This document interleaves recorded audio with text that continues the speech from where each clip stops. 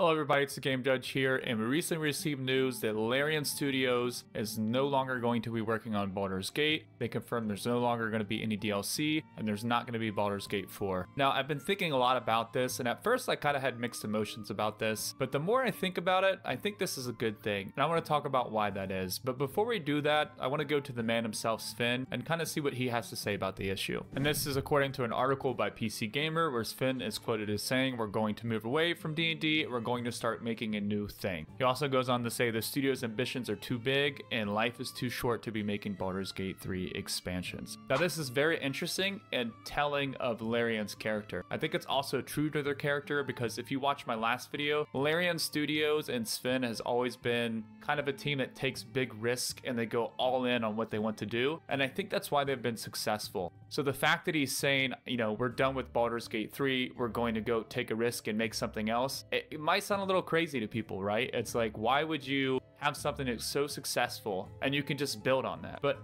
I want to think about how some of these studios have done that in the past where it's kind of failed them, right? So if we take a look at Bethesda, they were doing really good. They built a good solid reputation up to Skyrim. They released Skyrim and did really well. And then it's kind of like Bethesda just tumbled off a cliff. Things started to change a lot. Something happened where the quality control wasn't there. They just kept re-releasing Skyrim over and over and over. Started, you know, pissing the fans off. And then they released Fallout 76. And then we had Starfield, which is a very mixed review. And there's even more evidence for this because Sven has said that he didn't just make this decision himself. He had input from his developers. And we can see this in an article from PC Gamer. Sven is quoted as saying, "I've had so many developers come to me after and say thank God." So that tells me that he's listening to his team. He's not forcing them to make a Baldur's Gate 4 because Baldur's Gate was so successful, like so many of these other companies would do. But if your developers aren't passionate about something, they don't want to do it, like that shows in the games that people make. You want your creative talent to be passionate about the game that they're making. So I have a lot of respect for Sven saying, hey, my developers don't want to do this, so we're going to work on something else. Unless this is like when Todd Howard told us that they don't want to be known as a studio that does Fallout, Elder Scrolls, which was fair at the time, except for the fact right after this, they just, 1, kept re-releasing Skyrim, 2, opened more studios, and 3, started dipping into the multiplayer and online gaming market. Which kind of makes it seem like it wasn't really for developers, that Bethesda really just wanted to make more money and they got greedy. Now this next part is going to be very telling in the Larian Studios journey. You know, they've opened up more studios and they're growing bigger and bigger and they have more name recognition. It's going to be interesting to see how Larian deals with this success. But I will say they're off to a different start. They're not just writing the Baldur's Gate IP, which is different than a lot of these companies. And something else to add here that kind of makes Larian different than a lot of these other studios